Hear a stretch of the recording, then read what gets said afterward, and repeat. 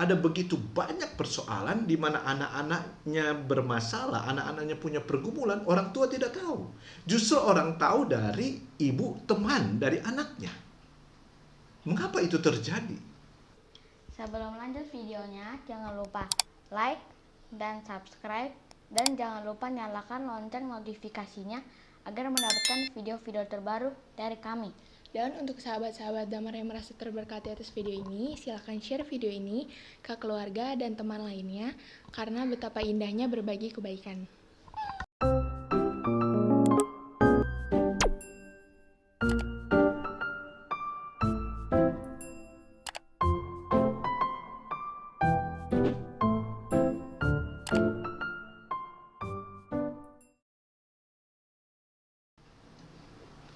Shalom Aleichem, senang bisa menjumpai sahabat keluarga Damar. Doa dan harapan kami, seluruh sahabat keluarga Damar dalam keadaan sehat selalu dan dalam perlindungan Tuhan. Sahabat keluarga Damar, saat ini kami mau berbagi tentang keluarga dan era revolusi industri 4.0. Seberapa penting kami mau berbagi akan hal ini? Sadar atau tidak, ada begitu banyak keluarga-keluarga, termasuk keluarga Kristen, mengalami banyak masalah di tengah-tengah era revolusi industri 4.0 ini. Dengan media digital yang sangat menguasai seluruh ranah kehidupan kita, sehingga banyak terjadi permasalahan di dalam keluarga. Dengan era revolusi industri 4.0 ini, terjadi satu gap yang sangat besar antara orang tua dan anak-anak atau generasi milenial. Akibat dari revolusi industri 4.0 ini sangat berpengaruh di dalam pola asuh, di dalam relasi sosial, juga tentang hak dan kewajiban, bahkan tanggung jawab, serta pembagian peran, baik di rumah maupun di luar. Ini persoalan. Tetapi yang saya mau katakan kepada sahabat keluarga Damar, bahwa persoalan yang ada ini, marilah kita melihat suatu tantangan, tetapi juga peluang di dalam kehidupan keluarga kita maupun di dalam kehidupan pribadi-pribadi kita. Dengan era ini, ada begitu banyak upaya-upaya yang dilakukan oleh berbagai pihak. Sebab salah satu dampak di dalam kehidupan keluarga, kita bisa melihat bahwa sekalipun kita berkumpul di dalam rumah kita, ada bapak, ibu, dan anak-anak, tetapi dalam keadaan yang sama, sebenarnya kita sedang berhubungan dengan orang yang begitu jauh. Mungkin kita sedang berhubungan dengan orang yang ada dalam satu kota, bahkan di pulau yang lain, bahkan di negara yang lain. Suami atau bapak-bapak dia menghubungi koleganya, ibu-ibu dengan teman-teman mungkin sedang ngerumpi atau apapun yang mereka bicarakan. Begitu juga anak-anak. Mereka berhubungan dengan teman-teman mereka yang ada di luar. Sehingga tidak heran mereka duduk bersama di dalam rumah, dalam satu ruangan misalnya, atau di dalam rumah, anak di kamar, tetapi yang mereka bicarakan itu topik yang berbeda dengan orang yang berbeda. Sehingga yang jauh menjadi dekat, yang dekat menjadi jauh. Dan ini suatu persoalan yang seringkali dihadapi oleh banyak keluarga, termasuk keluarga Kristen. Ada upaya-upaya yang dilakukan oleh banyak pihak. Saya mendengar ada program yang diluncurkan 7+9 misalnya. Dari jam 7 sampai jam 9, semua anggota keluarga tidak boleh menggunakan handphone. Mereka harus duduk bersama, itu adalah waktu untuk mereka bercakap-cakap, mereka berbicara di dalam anggota keluarga. Itu merupakan satu upaya karena mereka menyadari Dan salah satu dampak dari era revolusi industri 4.0 ini, yaitu begitu menguasainya gawai atau handphone, sehingga hubungan personal di antara anggota keluarga itu menjadi jauh.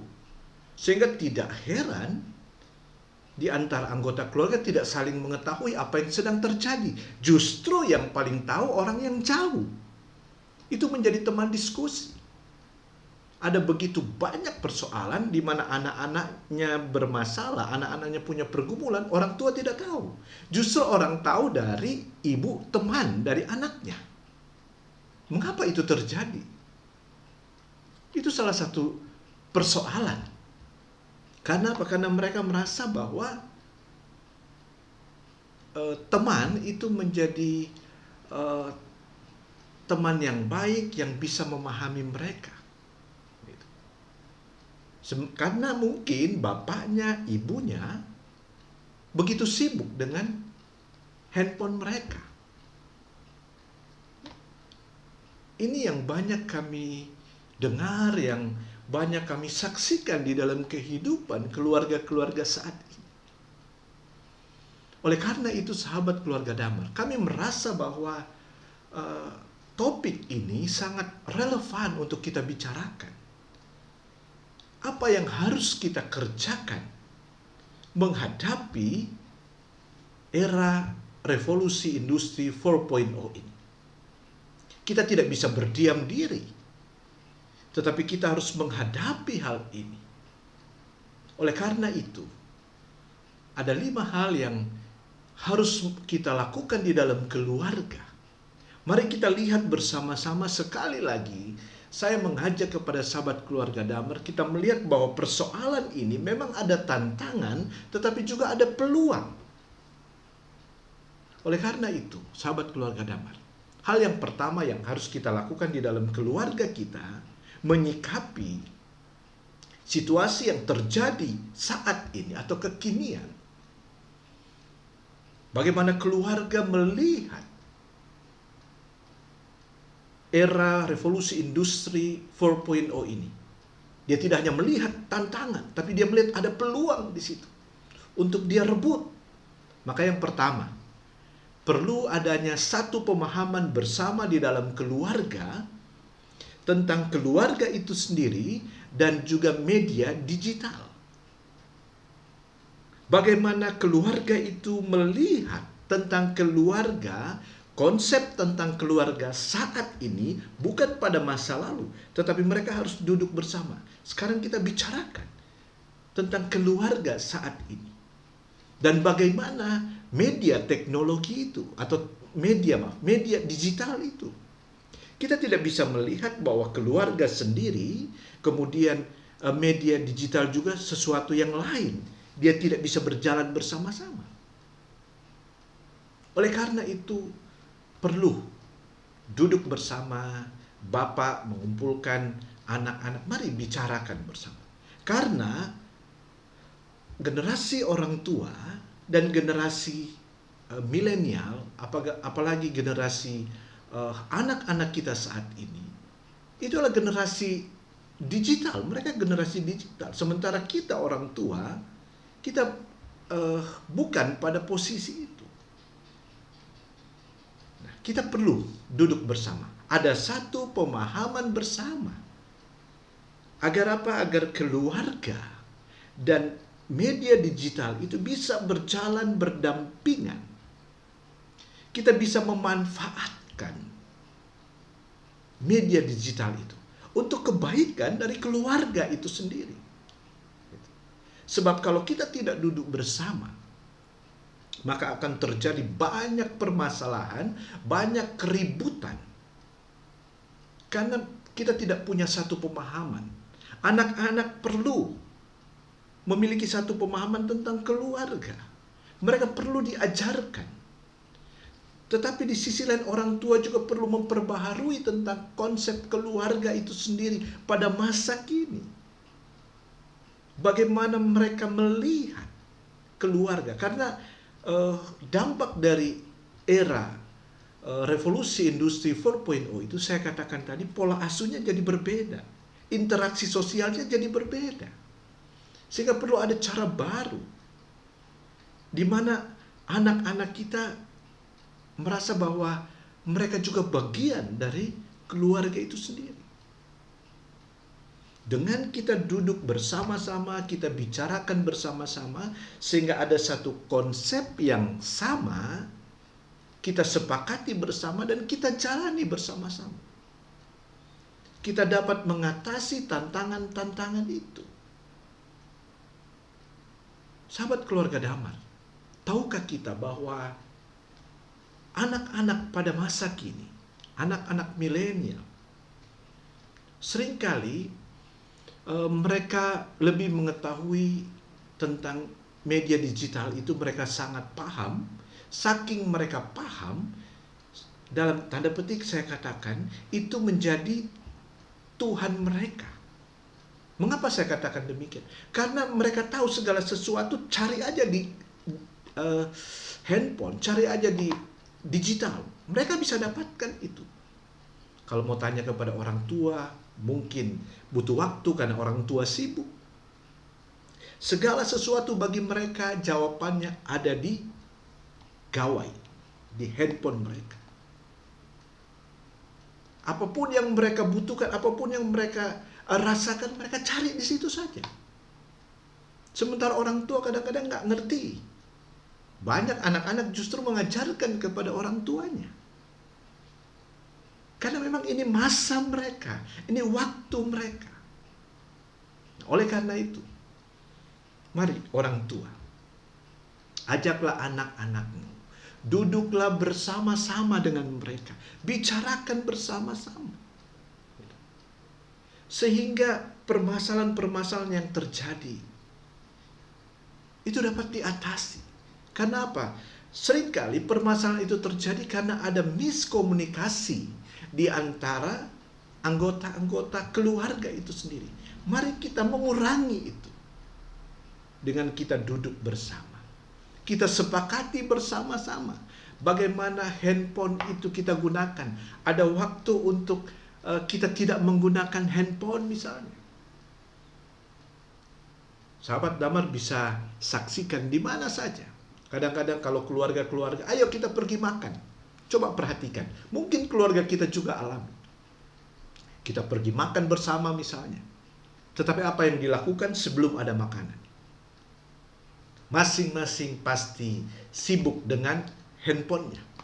Entah bapak sibuk dengan handphonenya, ibu demikian, anak juga apalagi. Apalagi dalam era saat ini, anak-anak kita, orang tua ada tapi mungkin sedikit. Anak-anak sebelum mereka makan, tunggu dulu, harus difoto dulu. Iya kan? Difoto dulu, jadi Instagram dulu. Harus menyaksikan, orang harus menyaksikan makanan mereka. Tapi yang saya mau katakan begini. Era saat ini adalah era di mana segala sesuatu menjadi berbeda.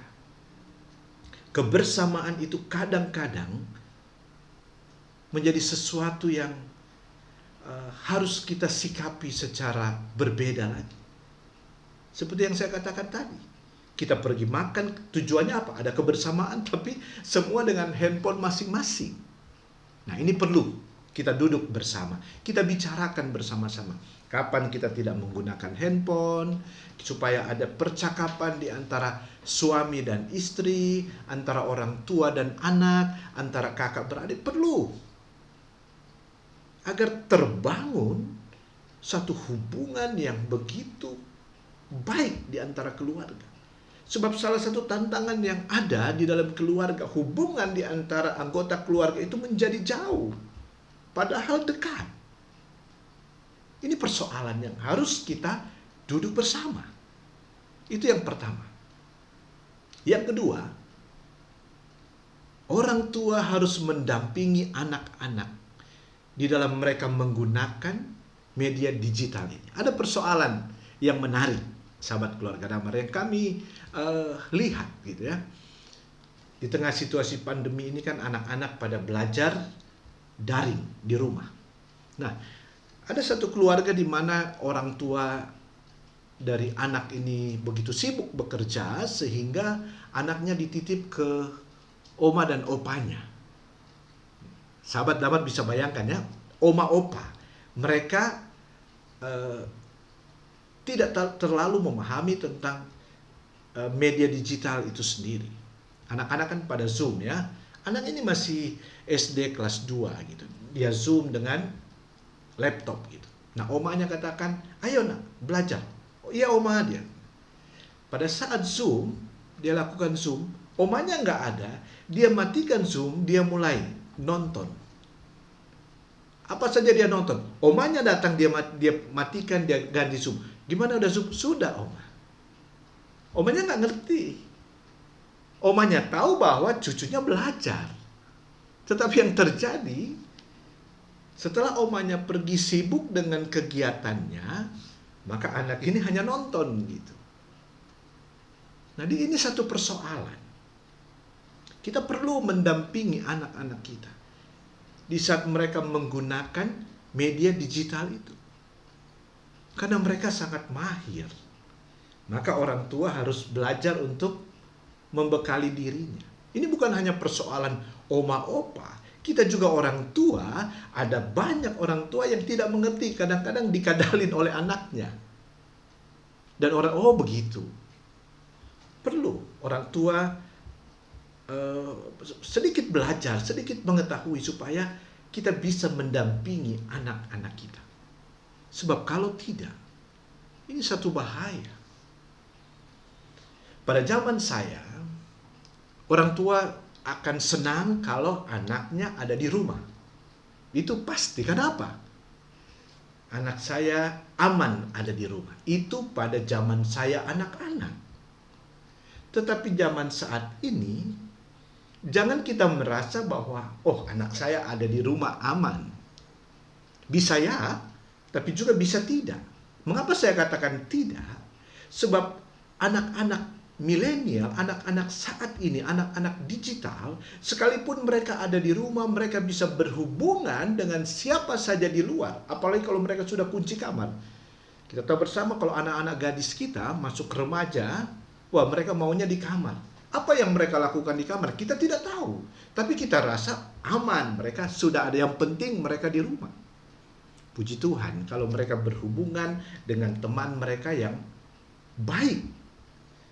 Tetapi kalau tidak, kita tahu bersama, gawai atau handphone, itu segala hal bisa dicari.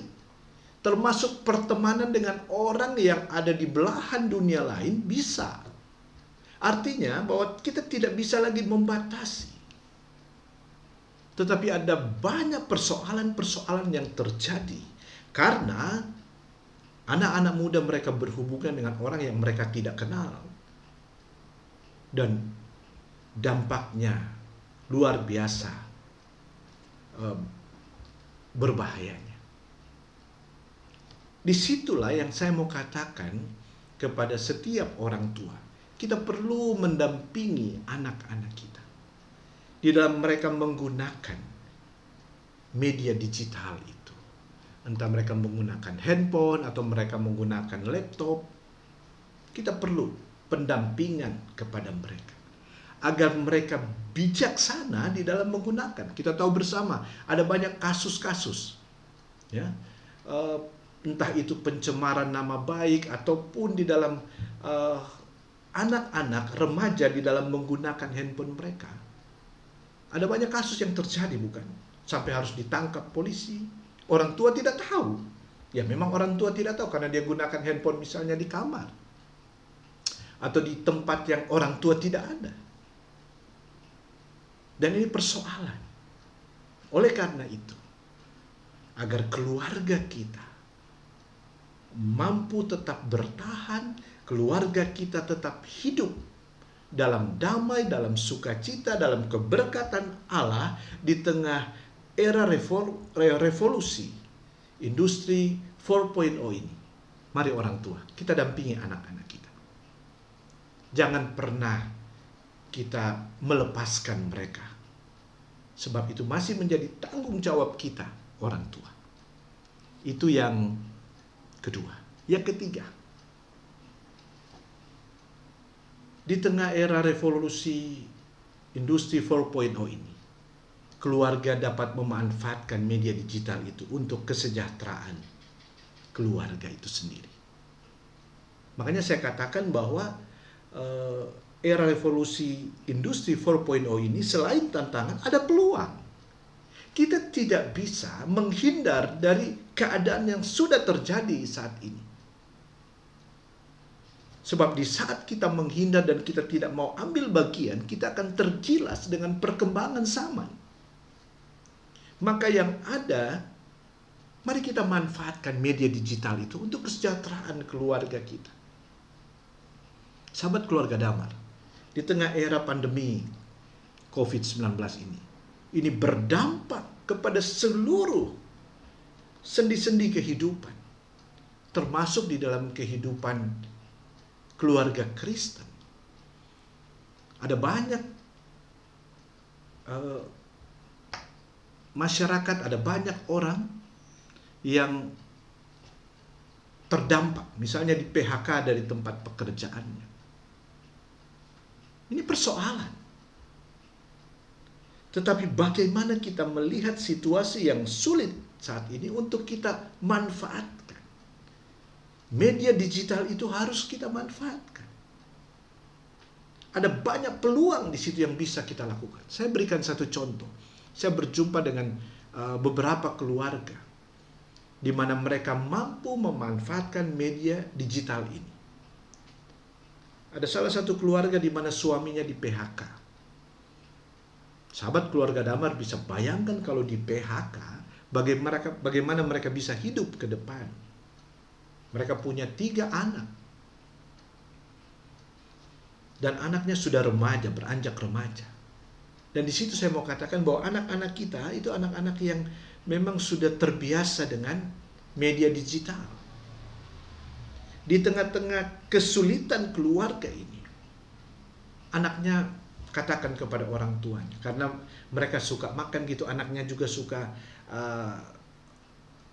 jajan-jajan, anaknya katakan kepada orang tuanya, mari kita coba cari gitu, apa yang bisa kita buat.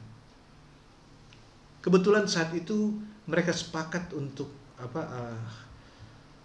bagaimana cara untuk buat dimsum, buat seperti somai gitu ya, jajanan-jajanan.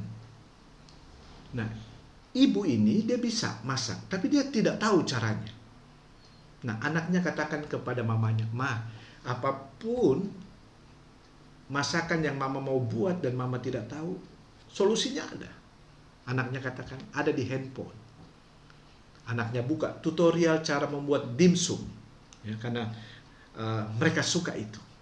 Kemudian anaknya buka, ibunya mamanya karena sudah bisa masak gitu, basic masaknya ada walaupun rumahan. Dia lihat dan singkat cerita mereka coba buat. Mereka coba buat untuk kepentingan mereka. Bagi mereka itu enak dan mereka mulai bagikan kepada keluarga, kepada tetangga, dan mereka katakan itu enak. Dan mereka mulai mencoba membuat lebih banyak dan mereka menjual, dan anaknya katakan sudah gampang. Nah, anaknya mulai promosikan di Instagramnya. Dan akhirnya di tengah kesulitan yang sedang dihadapi oleh keluarga di mana suaminya di PHK, mereka bisa berjualan itu. Dan ini membawa kebaikan bagi mereka. Suaminya katakan di balik pergumulan ternyata ada sesuatu hal yang baik yang dapat mereka lakukan. Yang saya mau katakan kepada sahabat keluarga Damar, apapun yang sedang kita alami saat ini, janganlah kita hanya merasa bahwa waduh saya sudah tidak bisa berbuat. Jangan kita mengasihani diri kita. Jangan kita mempersalahkan keadaan ini. Tetapi mari kita mencoba untuk bangkit. Pasti ada peluang, pasti ada jalan. Maka saya mau katakan di tengah-tengah situasi yang sulit ini ada jalan kalau kita mau. Maka yang ketiga tadi saya katakan, manfaatkan media digital itu untuk kesejahteraan keluarga kita. Kita bisa lakukan itu. Berkolaborasilah dengan anak-anak kita. Jangan kita menganggap bahwa anak-anak saya belum bisa. Anak saya masih kelas 5 SD. Yang paling bungsu. Tapi tahukah sahabat keluarga Damar? Salah satunya dia juga ikut mengedit. Usia anak saya yang baru mau 12 tahun nanti, dalam usia saya dulu, mana bisa lakukan itu. Dan sebagian besar editan ini dari anak saya yang tua. Dia SMA kelas 1 saat ini. Sama di usia saya mana mungkin bisa. Nggak mungkin, kita nggak punya alat itu. Oleh karena itu saya mau katakan, keluarga saat ini, mari kita libatkan anak-anak kita. Mereka sudah mampu melakukan. Kalau kita berikan kesempatan, kalau kita ajak duduk bersama-sama untuk kesejahteraan keluarga kita tentunya. Itu yang ketiga. Yang keempat, mari kita manfaatkan media digital ini sebagai wadah rekreasi yang membangun. Tahukah sahabat keluarga Damar? Ternyata ada banyak film-film kita tidak perlu ke bioskop sebenarnya. Melalui handphone atau kalau kita punya laptop, tentu dengan fasilitas ada wifi ya supaya lebih murah. Ada begitu banyak film-film yang inspiratif, yang membangun, bahkan film-film Kristen banyak kita bisa dapat dari situ. Dan ini satu bentuk rekreasi. Ya, kita bisa kumpul bersama dengan anak-anak kita, nonton bersama. Justru di situ orang tua bisa memberikan arahan, bisa mengajarkan anak-anak ambil makna dari film itu, dan tidak perlu keluar, tidak perlu biaya yang besar gitu ya. Karena media digital sudah menyiapkan apa saja. Tinggal bagaimana kita memanfaatkan itu. Termasuk hal-hal yang membangun kita, yang inspiratif, itu ada di situ. Kalau keluarga mau rekreasi, mau pergi tamasya misalnya, mau liburan misalnya. Kadang-kadang orang tua saat ini kan nggak ngerti, waduh gimana caranya. Anak-anak bisa cari solusi. Mereka tahu bagaimana cara dapat tiket yang murah, dapat penginapan yang murah. Anak-anak kita lebih tahu. Dan itu sangat membantu kita. Maka manfaatkan media digital ini. Orang tua yang masih gaptek, mari ajak anak-anak kita. Artinya bahwa di tengah-tengah tantangan, di tengah-tengah kesulitan, ada banyak peluang sebenarnya kalau kita mau lakukan itu, kalau kita mau manfaatkan itu. Dan yang terakhir, marilah kita keluarga. Kita harus menguasai media digital itu. Bukan media digital yang menguasai kita. Sebab kalau kita tidak menguasai media digital, maka dia yang kuasai kita. Salah satu contoh, ada banyak kemudahan-kemudahan yang diberikan kepada kita. Kadang-kadang kalau kita pingin sesuatu, kita tidak perlu ke toko. Ya. Mereka sudah bisa menghadirkan toko itu di rumah kita. Kita tinggal duduk dan menikmati. Bapak Ibu mau butuh apa? Butuh makanan, butuh pakaian, butuh apa saja yang kita butuhkan. Hanya dengan handphone kita bisa menghadirkan semuanya itu. Bahkan di tengah kita lagi sakit tengah malam misalnya, kita bisa order dengan handphone.